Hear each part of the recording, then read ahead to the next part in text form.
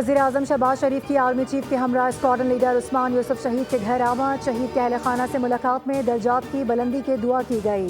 وزیراعظم نے مارکہ حق کے دوران اسکواڈرن لیڈر عثمان یوسف کے عزم اور فرض شناسی کو سراہا۔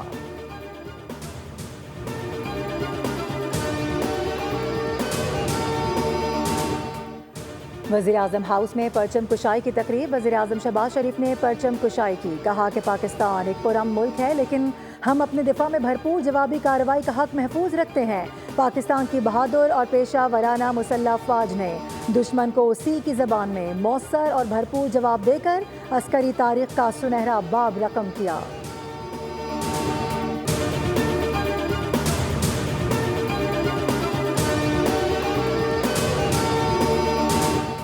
گوجر خان میں یوم تشکر پر کیپٹن محمد سرور شہید کی یادگار پر دعائیہ تقریب، مہمان خصوصی میجر جنرل حبیب نواز نے کیپٹن سرور شہید کی یادگار پر پھول رکھے۔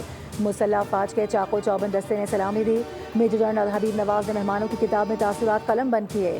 میجر شبیر شریف شہید نشان حیدر کے مزار پر بھی پھول رکھنے کی تقریب ہوئی۔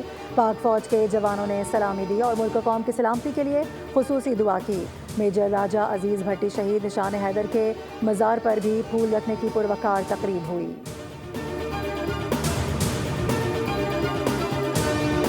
گورنر سندھ کامران خان ٹیسوری کی مزار قائد پر حاضری، پھول رکھے اور فاتحہ خوانی کی۔ میڈیا سے گفتگو میں کہا کہ پاکستانی امن پسند ہیں، جنگ کا حصہ نہیں بننا چاہتے تھے۔ اگر جنگ بندی نہ ہوتی تو پاکستان دلی اور ممبئی پر چڑھائی کر چکا ہوتا۔ افواج پاکستان نے بھرپور کارروائی کر کے بھارت کو شکست دے دی۔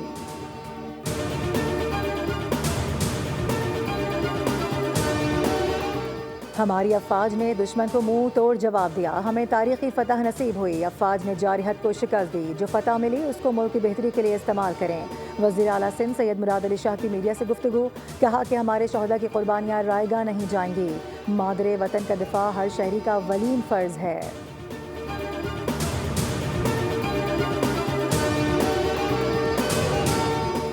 دو ایٹمی طاقتوں کے درمیان سیز فائر کا کریڈٹ امریکی صدر ڈونلڈ ٹرمپ کو جاتا ہے۔ امریکی صدر نے خطے کو ہولناک تباہی سے بچا کر انسانیت کی خدمت کی ہے۔ وفاقی وزیر داخلہ محسن نقوی کی قائم مقام امریکی سفیر نیٹلی بیکر سے ملاقات میں گفتگو، کہا کہ امریکہ کے ساتھ باہمی تعاون کو مزید فروغ دینا چاہتے ہیں۔ قائم مقام امریکی سفیر نے کہا، پاکستان کے ساتھ بہترین تعلقات ہیں۔ امریکہ مختلف شعبوں میں پاکستان کے ساتھ تعاون جاری رکھے گا۔ دونوں رہنماؤں کے درمیان باہمی دلچسپی کے امور، پاک امریکہ تعلقات اور دو طرفہ تعاون بڑھانے پر اتفاق کیا گیا۔